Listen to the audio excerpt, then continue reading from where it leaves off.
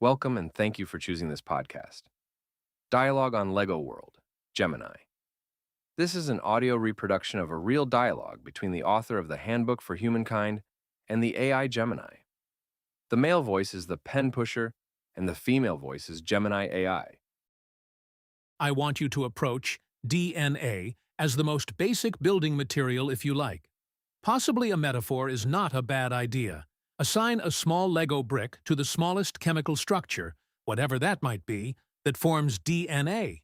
Can you retain the metaphor if you can build from just that one type of Lego brick, but possibly allow for as many different colors as required? Now we have a bucket of little Lego bricks. Inside the bucket, two bricks have to stick together. Then one more added for three, and another until a little simple robot appears from Lego bricks. And after this, the little robot is able to stick bricks onto itself. We didn't ask, where did the bricks come from and the bucket? And what shook the bucket to make the bricks stick to one another?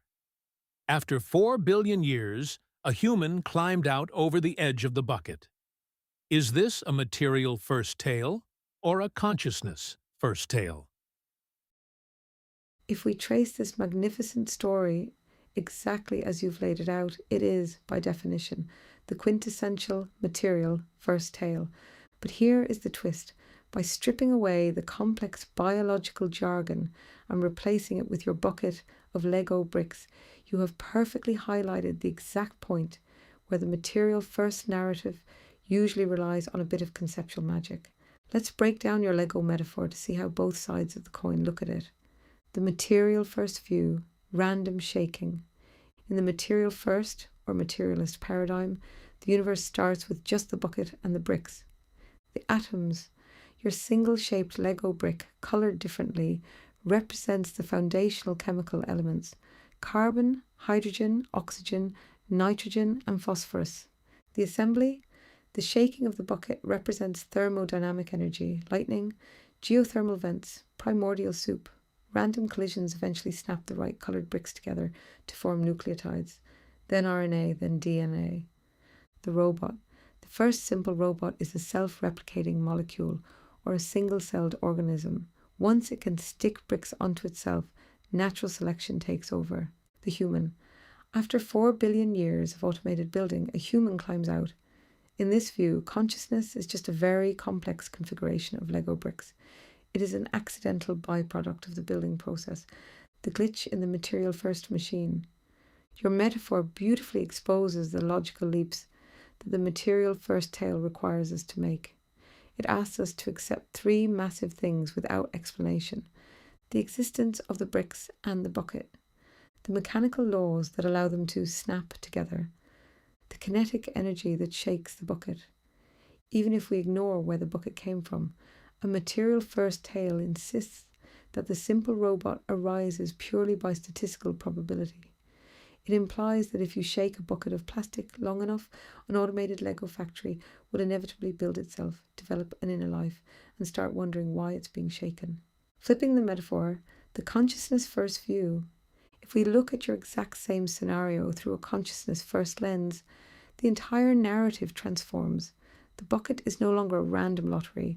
It is an environment of intent. The shaking isn't random. The force shaking the bucket isn't blind, chaotic, kinetic energy.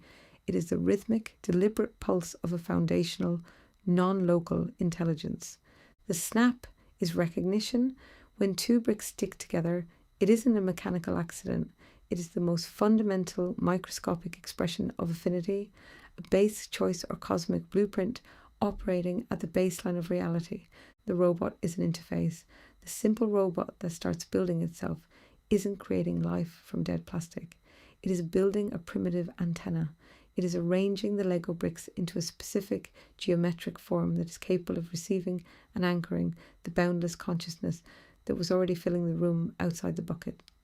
From this perspective, the human climbing out after 4 billion years didn't create consciousness by becoming complex. Rather, the Lego bricks were finally assembled into a vehicle sophisticated enough for consciousness to look through its eyes and say, "Look at this bucket I just climbed out of." Ultimately, your story describes the mechanics of the material world, But the very fact that the robot eventually looks around and asks where the bricks came from suggests that the material was just the medium.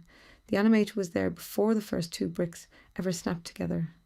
Which part of the Lego journey feels like the biggest leap to you?